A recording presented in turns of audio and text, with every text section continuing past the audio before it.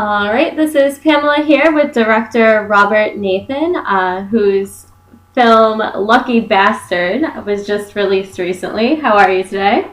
I'm good, thank you. How are you? Good. So Lucky Bastard, would you like to give us a rundown of the premise? Of the, Of the plot of the movie? it begins when a pornographic website invites a fan to have sex with a porn star, which actually goes on. I mean, it's hard as it is to believe, or it's not hard as I found it to believe. There are actually websites that do this, which is where the idea for the movie came from.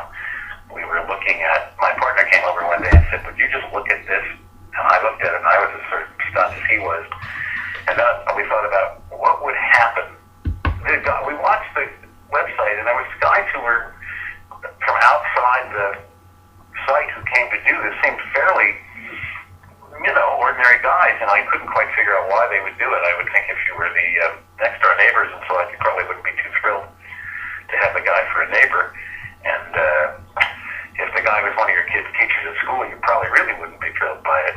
No. And then we thought, what happens if it goes wrong? I see. Yeah, and there was kind of allusions to that when the winner, whose name is Dave, maybe, possibly, gets picked, and the porn star that's chosen is kind of against the whole premise. She finds it kind of degrading and embarrassing for the guys, too, because everyone sees them and they're all laughing at them, basically. But, yeah, Ashley Saint didn't want to do the whole thing to begin with for Lucky Bastard because her rule was no anal and no amateurs, which I thought was really hilarious. Betsy does those things that the character believes is so dead straight and so funny that almost everything she says dead straight is also funny because the material itself underlying it is funny, but she does it with total conviction. That character's attitude, I think, sort of is the whole text of the movie. I don't want to do this. It's a bad idea. You're just going to make fun of him. That's what you always do with these guys, and I don't want to be part of it. And in the end, she gives in for money, and he gets up enough, he raises the price enough, gets it up high enough that she'll actually do it for the money because she's got two kids and she needs the money. But she knows that these things are not good, that they're kind of exploitative of the guy, and that they're going to turn not pleasant for her. So she says no. What she doesn't know, because although she has some sense of who's crazy out in the world and who isn't, she's had a stalker. A lot of people in the adult entertainment industry had stalkers. They had to get police orders and stuff. So she understands the risks probably better than the guy who runs the website does, because she's the one who has to deal with these guys. And so her attitude is, I'm not getting anywhere near this. Then she does, and the guy turns out to be not quite as sane as he looks. And I like that too. Betsy Roode definitely does a great job in the role. She had to say and do some pretty outrageous things. But I really like that Ashley Saint was a really fleshed out character as well. She wasn't just, a hot girl there to, show her boobs, which she does. But there's more to it than that she actually has a background and she's doing it because it's a job. She's a porn star, but that's her job, and that's how she makes money for her kids, and so you really get that. And that whole portion at the beginning where she's saying sexily into the camera, like, "Oh yeah, you can help me clip my double coupons." I just thought that was really good, because there is so much where women are kind of exploited, and it really showed it for what it is, that it's just sex, and it is a job.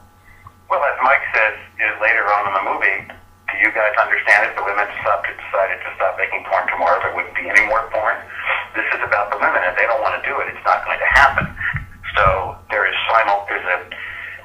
up until very, very recently, it's been so exploitative because the women had no power whatsoever. Some of the men in the industry over the years had power by making deals with the criminal elements in the industry to distribute their work and own pieces of it. The women almost never did. Occasionally, but almost never. And now, most performers have a lot more power because they're different kinds of people. They're not as desperate as they were in a different era where they were probably fairly marginal people and drug addicts and people who just had to do this for the money. Many people now consciously do it for the money. I mean, I'm sure you know, we met a well-known adult entertainment star. She's actually going to retire next year because she's made so much money she doesn't have to do it anymore. And I said, what got you into it in the first place? And she just looked me straight dead in the eye and said, where else is a high school graduate going to make this kind of money? Mm-hmm. And you couldn't, it was so ordinary, it was so plain, it was so direct. I go, well, I can't argue with that, of course not. She said, look, we got a mortgage, I have 2 kids, you know, the bills have to be paid. I make more than my husband does. He finds it hard to deal with what I do sometimes, but I'll be out of it soon enough, and we've been through therapy, and we dealt with what I'm doing as a business. It's strictly a job. She said, if I were, you know, selling real estate, it wouldn't be any different, but I wouldn't be making as much money. Mm-hmm. And she was a woman much more in control of her life and much more aware of what she was doing than anybody in that industry was 25 and 30 years ago. Nice. So I know that you have produced and written episodes for Law and Order, which I'm a big fan of. I'm always watching that. And recently wrote a TV movie called Grim Sleeper. Was there anything that got you away from the more procedural stuff and into this found footage thing specifically? What made you want to do this film this way? I really don't. I tend not to think, even when I'm working when I'm writing a novel or when I'm working in television, I don't think in genre so much as what does the genre allow you to do. There's some genre television shows that I wouldn't want to work on because they're dull. I think of Law and Order as something way beyond the procedural, although that's what it works as on the surface, and that's what we put it. That's the box we put it in so people can understand what they're watching. But I actually don't see Lucky Bastard as so far away from what I've done in television, except the slightly more liberating ability to be more realistic. You can't make a movie about this industry without having people be naked, or nobody's going to believe it. So you have to do that just enough that it convinces the audience they're in a real place. And then once you convince them in a real place, you don't have to have any more of it. I mean, basically, our characters remain clothed most of the picture. Just at the beginning, we say, "Oh, look, we're working for a porn company," and then we just make a story move on other issues. We make it move on the people's lives. What was the original point of Law and Order? Law and Order was designed to do intelligent stories about crime and the law, and how the criminal activity intersected with the legal system, so that you had the cops and the lawyers dealing with a crime from 2 different perspectives, and then what happened when the system could or could not deal with the crime. That was a fairly challenging idea in its day. I mean, now it's ordinary because it's been around for so long, but it was in a form of entertainment that said, we want you to be entertained by this story, but we also want you to pay attention and learn from what we're telling you and challenge you about what the American judicial system is. You think if a cop goes and finds something, it's fine, and he can go convict somebody.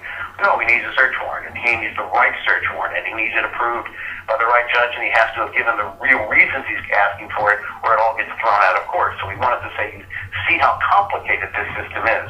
Well, Lucky Bastard is in the sense that it's challenging. It asks you, accept that there is sex in this industry that you may find not interesting to watch, accept that these people are real human beings, even though it's easier to think of them as not real human beings because we want to feel superior to them.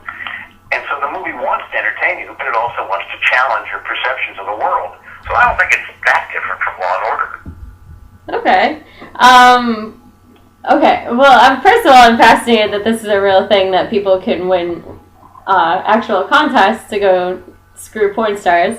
Because I was going to ask why you chose porn stars specifically when it could have kind of been a lot of other exploitive contests. Because there are a lot of reality shows on TV where you see them, and there's no way that these scenarios weren't created to cause humiliation and embarrassment for someone. Yeah. So porn stars specifically. We haven't seen the emotional results of a lot of American reality television. We haven't seen the aftermath of people being either embarrassed and humiliated on television because we don't know what happens to them afterwards. We haven't seen, I actually have seen, in one case, if you're around long enough of the industry, you start to see people who've come out of shows like Survivor. Mm-hmm. I knew one guy who came out of Survivor because he had lost so much weight in the making of the show. Of course, when it was over, he started to eat again to get the weight back, but his metabolism had been altered by the process of losing so much weight so quickly. And what happened was he went from very, very thin to very, very fat almost overnight. Mm-hmm. And so the damage done to him and he did come in third place or something and did win some reasonable amount of money for his appearance on the show. It doesn't make up for what it's done to his health, but everybody signs release forms saying, you accept this as a possibility that it may damage your health. And we chose the porn industry primarily because it allowed three different layers of that story. It allowed us to talk about humiliation entertainment, which I find distasteful. I find the American penchant for watching people being made fun of and actually having commercials with it to be fairly upsetting. Mm-hmm. And then to take it one step further to the level of moral judgment about people's behavior. The minute I saw that website and the minute I met this woman who had done very, very well for her family and financially and seemed to me to be in emotionally pretty good shape, I talked to psychotherapists about people who work in pornography or sex workers in general, and she said, look, some of them are in terrible shape and some of them handle it very well and are doing it with a real clear business plan. Get in, make as much as you can, and get out. She said, but that's one group. There's another group that doesn't handle it that well. And the most important thing to me was, after we had met her particularly, although we had already written the first draft, the second draft, was to say to the audience, here are people you want to feel aren't as good as you, but you're perfectly happy to go out and spend hundreds of millions of dollars buying what they make, which seems to me the ultimate hypocrisy. I look down on you for what you do, but I buy your product. I consider you immoral or tainted in some way as a human being for making pornography, but I'm happy to watch it. And I think that, so on top of humiliation entertainment, we wanted to say, hey, come on, admit our hypocrisy. These are just people trying to make a living, just like us. And of course, though, because it does involve porn stars, there's a substantial amount of nudity in this. And I earned it an NC-17 rating. Is that like what you were going for? It would have been some of the drawbacks to having that rating with getting the film released. It's bad. It's a very bad thing to have. I mean, everybody says it's the kiss of death, and we're finding out that it is. It was not the rating we wanted. It wasn't. We were not consciously trying to get it at all. In fact, we were consciously working against that rating because the nudity is so unerotic. It's so businesslike. There's no nudity or sexuality in this movie that is designed to be erotic. It's all pretty much like ordering a ham sandwich and cleaning your house. When they're doing a nude scene in this movie, they're all bored. Like, can we finish this and go home already? So you can't really find it very sexually arousing. It's not designed to do that, and it consciously works against being that. I mean, somebody said Ashley's much more sexy talking about going to the grocery store than she is pretending to have sex for porn. She's much sexier as a human being than she is as a porn actress.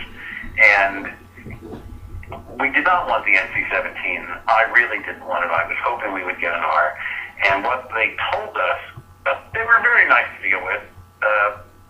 We had two choices: either release it unrated or release it NC-17. And that was a moral debate of some time. And what we decided was, and it was difficult for me, we're going to limit the potential of the audience to find the movie, but at least we will keep 17-year-olds out of the theaters in some places. problem for me with that is that any 17-year-old can get the most graphic pornography on an iPhone. So who are we protecting? But we felt it was the morally appropriate thing to do, even though it makes the picture extremely difficult to find an audience for it. Because once the audience sees NC-17, all they think is it's smut. Yeah. They think it's dirty. They don't think it's a serious movie. If we had Michael Fassbender, as they did in Shame, then you think it's a serious movie because there's a real actor there. Our actors are some of the most accomplished actors in the industry. They're just not famous because we thought it would take a... We could have used, for example, a very, very well-known actor as the real estate agent, but we felt it would lift you out of the movie. You'd stop believing in the reality of it to have somebody famous walk into the movie for the scene of renting them the house to make the Lucky Bastard video in. So we didn't do it. We thought it would be a terrible mistake to do that, to attract an audience with an actor's name. Mm-hmm. That may have not been the wisest thing, but we still feel that it was creatively the appropriate thing to do. That we didn't want to ruin the movie for the viewer by doing that. And in the end, we said to the MPAA, what's the real reason for the NC-17? Because we were rated shortly before Wolf of Wall Street came out. I don't know if you've seen that, but if that's an R and we're an NC-17, then people are living in parallel universes. That movie is much, much more adult in many ways than ours is. Mm-hmm. There's the language there is the number of four-letter words and the number of the most prominent four-letter words is about 10 times what it is in Lucky Bastard. The nature of the opening scene of that movie makes anything in Lucky Bastard look like the Wizard of Oz. And the MPAA said, you want us to be honest, we'll be honest. You could recut this picture and you might get an R, but we have a big, big problem, which is that we don't want to give an R rating to anything set in that industry. By very definition, we find the setting an NC-17 rating. That crystallizes, I'm not saying they don't have a right to their standards, they do, but that crystallizes the whole problem with pornography. Yeah. Somehow that's beneath. Somehow the opening scene of Wolf of Wall Street is okay, but talking about pornography as an industry, as being real people making a living, is not okay. That seems to me a kind of social statement.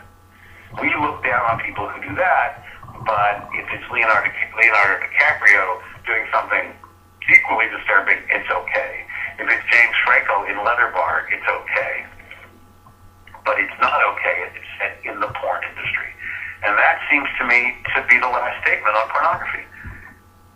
We do not accept these people as human beings, except we consume probably billions worldwide of their product.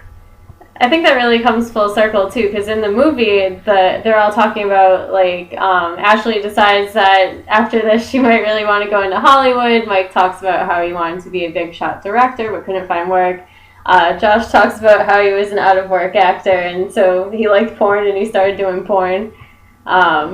So it really does show that like so many people just view porn as dirty while still being the biggest hypocrites in the universe about it, because everyone has seen something, even if you're not the biggest avid viewer.